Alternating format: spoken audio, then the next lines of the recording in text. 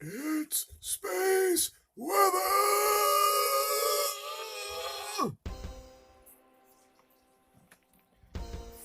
Looking at a nearly featureless sun in 171 angstroms. Small, weak active region rising toward the Earth-facing area. Activity from former sunspot 2732 is almost out of sight.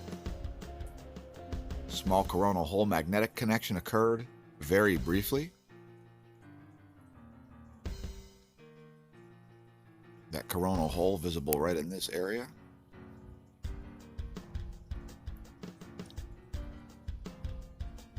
Otherwise, not a lot happening. Solar wind density has dropped, and the wind speed. And let's head back to the 171 angstroms view to look at the magnetic lines. Nothing too extravagant.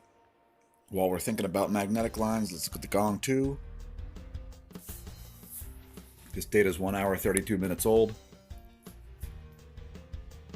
Not a lot going on there, although there is some potential for magnetic disconnection and reconnection happening in this area.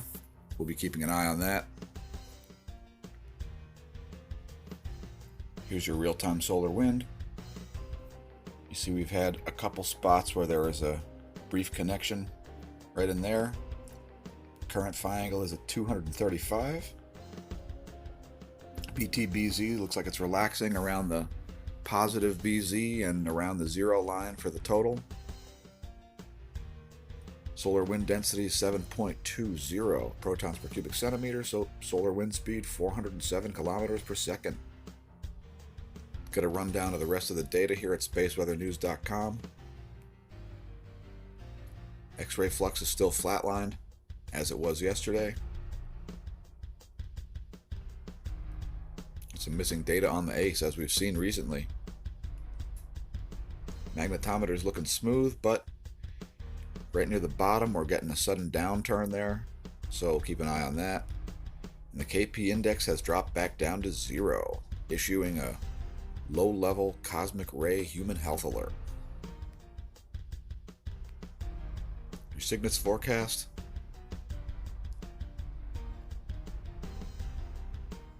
Let that play through. That ends on December 16th.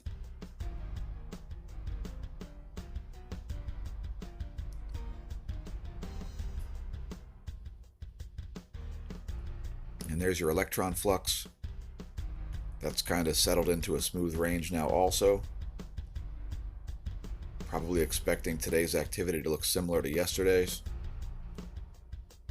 Not a lot of charging hazards. And the F2 ionosphere layer is looking similarly to how it has looked. The only thing of note here is that the charged portion is a little on the weak and compacted side. Next, let's look at quakes.globalincidentmap.com. Look at the last 11 hours. Mississippi gets a 3.9. Check it out. That's a new one on me.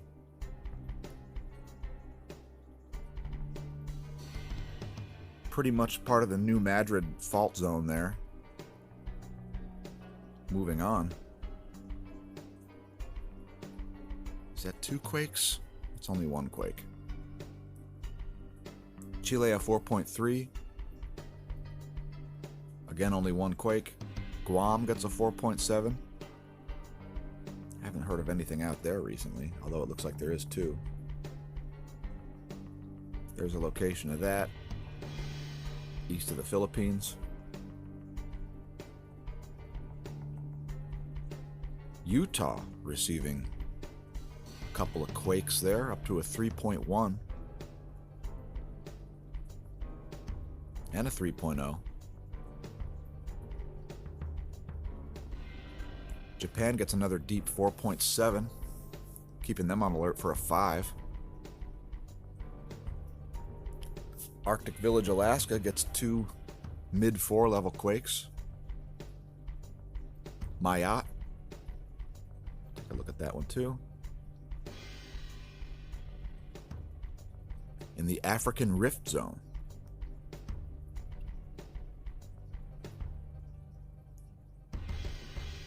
And no other quakes of note.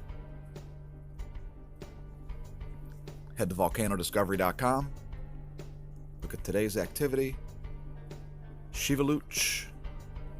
Continuing volcanic ash up to 20,000 feet of altitude. Dukono. 7,000 foot ash plume. Popocatépetl, 21,000 foot ash plume.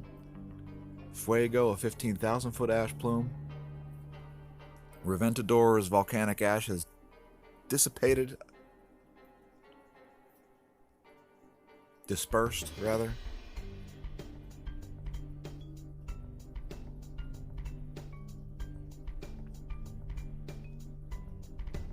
Also, we have Etna showing a shallow 4.1 magnitude earthquake under the northeast rift zone, which is where all the lava is fountaining out of. Also today, Planchon Peteroa, no volcanic ash detected. Shivaluch, so Shivaluch is relaxing a little bit since yesterday. And no mention of Krakatoa. If anybody knows about Krakatoa, please leave a comment. We will leave links below to all of these sites. Let's look at the Geospace. Should see a velocity drop or a low velocity in this movie. Let's see.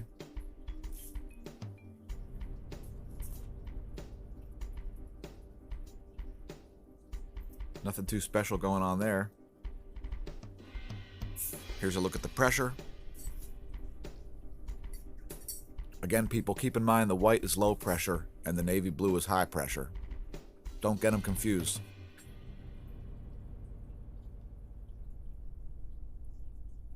Keep in mind the angle of attack from the solar wind is still down here. Heliospheric current sheet. Finally, let's look at the pressure.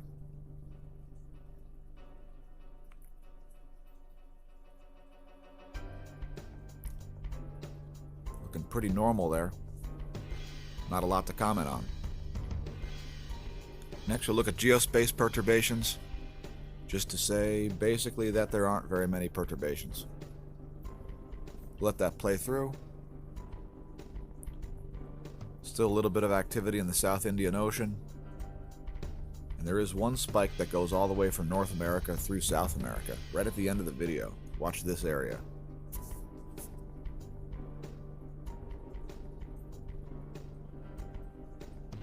Right there. Play that once more. That was a magnetic pulse, huh? Check it out. View back a little bit here if I can.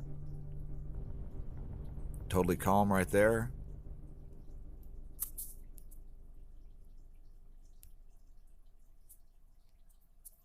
Alright, this video player is not going to cooperate, so I'm just going to play that once more. Pretty much a worldwide magnetic pulse happened there. Interesting stuff. Let's just take a look at the total electron content rather. Just so you understand how this moves around the world.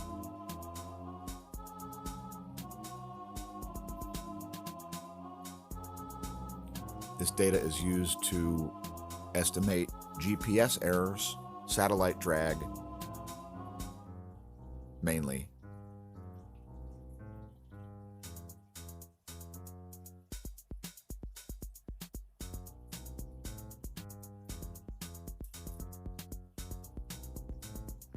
Here's a funny video from Science Alert.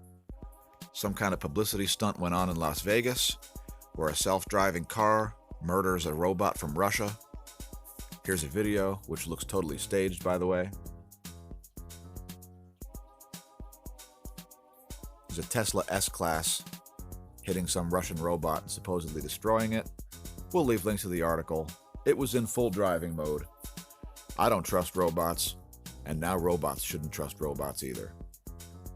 Next, we're going to link you to a paper published at Harvard titled The Sun on Trial by Pierre-Marie Robitaille. I'll read you part of the abstract. For 150 years, the sun has been seen as a gaseous object, devoid of a surface, as required by the standard solar model. Yet not one line of observational evidence supports a gaseous sun. In contrast, overwhelming evidence exists that the sun is comprised of condensed matter. Recently, 40 proofs have been compiled in conjunction with the liquid metallic hydrogen solar model. This model advances that the sun is a true surface. Photospheric structures such as sunspots, granules, and faculae are not optical illusions, as in the standard solar model, but real objects with a condensed nature. If you're into solar models, ones that explain the observations, read the paper. Links in the description.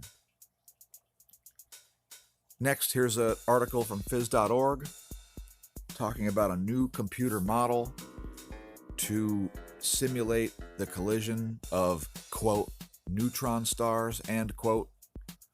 We'll leave links to this article. Just want to read one paragraph.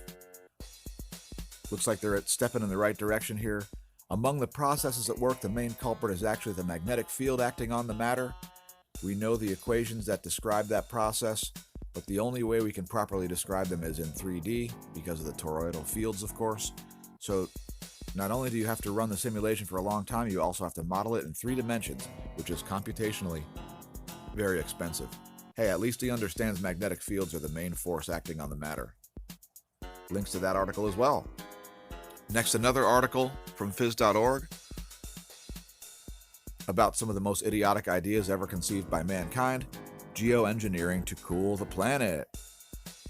This operates on a false premise that the planet is warming. We'll leave links to this article. Please contact your local congressman, senator, governor, or whoever else and tell them you don't want geoengineering. It's a stupid idea to solve a non-existent problem. Finally, we'd like to endorse another YouTube channel here, which this will appear on our featured channel list. Also, I'd like to note that the 3 featured channels on this channel are all officially endorsed channels on our channel also. Thunderbolts Project, Suspicious Observers, and Sky Scholar. The Electric View is an astronomy and physics podcast hosted by Eugene Bagashov. Check out their videos. It looks like they're coming out with a video about once or twice a week, so stay tuned for that. We should be featuring some of their content in the future. Here's a 304 angstroms view. You can see some pretty large filament activity going on the southeast limb down there. Also some filamentary activity on the northwest limb and the southwest limb. Otherwise, not a lot going on. Thanks for watching. Thanks, subscribers. Remember, on your way staring at the sun in 304 angstroms, don't drink. And if you drink, stare at the sun anyway. Use the SDO. You probably won't go blind.